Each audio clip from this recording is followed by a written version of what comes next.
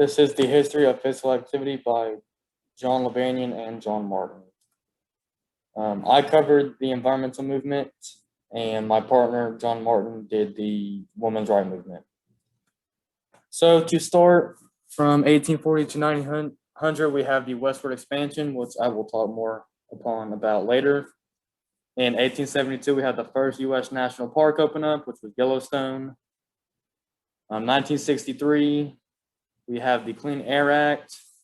1964, we have the Wilderness Act, and the following year we had the Water Quality Act, all of which protect the air, water, and any other forestry that we find in the U.S. In 1976, we have the Toxic Substances Control Act, and 2 years later, in 1978, we have the Energy Tax Act. Again, these two acts controlling what kind of substances we put in our environment and the energy that we use. 1998, we have the hottest year on record, which was surpassed in 2005 and again in 2010. This goes to show that things like factories and cars and anything else that emits any type of substance can affect the air in our environment and tends to heat it up over time. And in 2002, the US uses more wind energy with an extended tax credit that they received. So this just goes to show that as time goes on, we as a society have been trying to better protect our environment. The importance, having a basic understanding of the history of physical activity can be used to help us realize what environmental factors directly affect how people choose to be active and how much. Going back to the westward expansion of the US, it greatly affected how people exercise in both negative and positive ways. As the US grew in size, people's health was put in danger every day by sanitation problems, crowded living conditions, unsafe factories, and lack of space for physical exercise. On the other hand, more parks and schools opened up, giving presence to spectator sports and more leisure time physical activities. The world around us is changing every single day, so better understanding our environment could only help us find ways to better practice physical activity in it. Another aspect of our environment that affects physical activity is social media. Children and younger adults in particular can be very heavily influenced by what they see on the internet. Plenty of people look to others they notice, gain knowledge on diet and exercise, and will follow the instructions because they like. Technology also tends to keep children on the couch instead of going outside. This is shown by the obesity rates in the US, which have nearly tripled over the past 50 years. In the early 60s, fewer than 14% of individuals had a BMI of over 30. And today, using the figures collected by the CDC and the National Health and Nutrition Examination surveys, is closer to 40%. Physical activity today. The history of PA has led to many advancements in the field, yet it still leaves a lot to be desired. Again, this just goes to show how much the environment around us is changing every single day and how we have continued to adapt to participate in physical activity in it. I'm going to be talking about the women's rights movement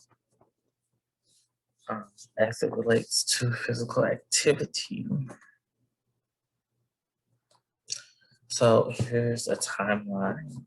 Starting in 1870s and 1880s, female physical educators began from sports activities in their classes. 1918, U.S. military reconstruction aids and entirely female corps of nurses. 1932, won 2 gold medals and silver in the Olympics. This is a specific person. Between 1971 and 2007, high school girls' participation in athletic competition increased almost 11-fold. In 1972, Title IX approved by Congress and increased female membership in the NATA. In 1978, Women's Professional Basketball League is launched. 1982, the league disbanded. In 1991, U.S. won the first Women's World Cup, and this was in soccer. In 1996, U.S. won gold medal at Olympic Games in women's soccer. In 1997, Women's National Basketball Association played its first season. In 1999, U.S. won Women's World Cup again. I think they had lost in a year prior to China, and they won again here, 1999. And from 2014 to 2015, almost 3.3 million girls participated in high school sports in the United States. I just included the things listed in the book. Probably way more stuff that we could put on here. So yeah. So why is this relevant? I'm thinking about women's rights. I found a few studies to talk about like how this is important for physical education, physical activity, and just understanding women's rights helped us to include them in the story, which most often happen with any kind of like research for women's rights before women were probably considered during this time. Was there would be a lot of research, but it would be from a male perspective, or they would only include males. So they would forget to think about like what women would go through, what life events, children, what things in women's lives affected their physical activity and ways to help them continue to be physically active during these times. And then for Title IX, that's another thing I was talking about. It was 0.4 years more education. And I put that in the Title IX, but I don't think, well, it does. It helped when women get involved in physical activity and made it open sports up, more sports up to it. Like you could not say a woman can't do this sport. Title IX forbids that, right?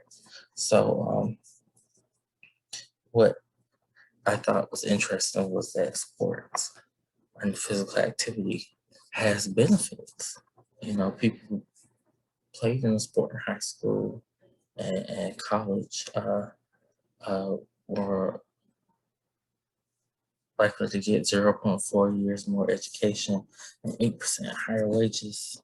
And this was after controlling for underlining ability and resources.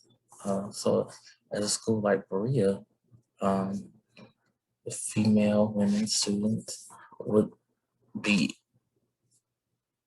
helped out. Everyone is, men and women both are helped out by physical activity. It increases your likelihood of education, increases your likelihood of being paid more when you go into looking for jobs. Yes, and I already talked about breaking the women into the equation. And specifically for being a personal trainer or being a physical education, for those two jobs, what you're looking at, it's important to include women, girls in the equation and to understand what aspects of their life will affect their physical activity and just understanding how important that physical activity is for them. It's important. A basic understanding of the history of physical activity helps us see how factors such as voting rights and war can affect people who decide to become active. Yes. So women gain the right to vote. We want to be more physically active. There is a war, and a lot of men are taking. Just thinking about some of the history provided in the book, and there's like need therapy, and a lot of women take up these spaces. And And then I refer back to something further in the past where at first it was considered women shouldn't do vigorous activity. They shouldn't be working too hard, but it's expected that men do that kind of activity. And so it's kind of this standard where we leave in the past we have left women out of the equation and kind of said their physical activity is not the same. When we should really be looking at them more as equals. So yeah.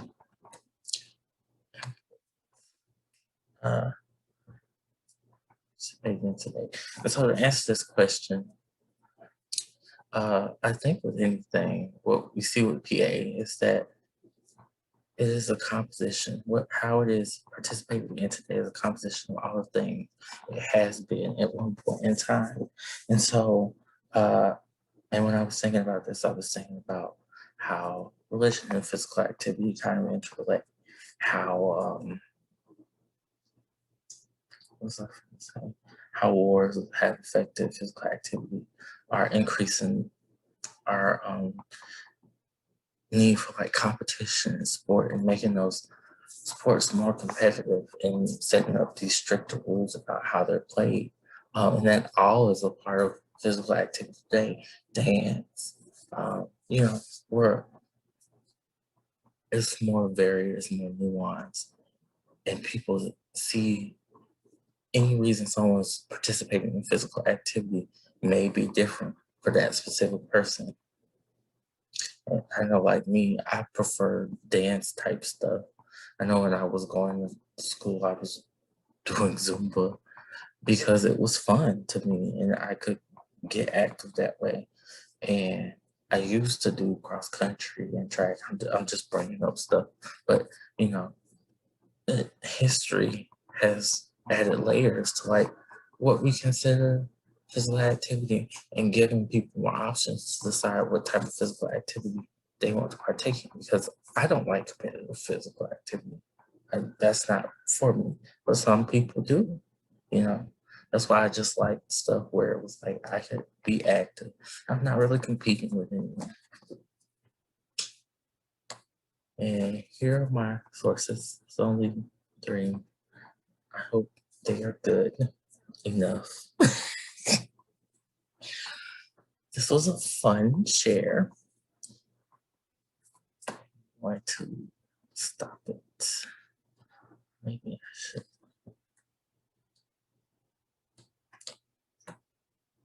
Courses are at the end. They are the bottom 3.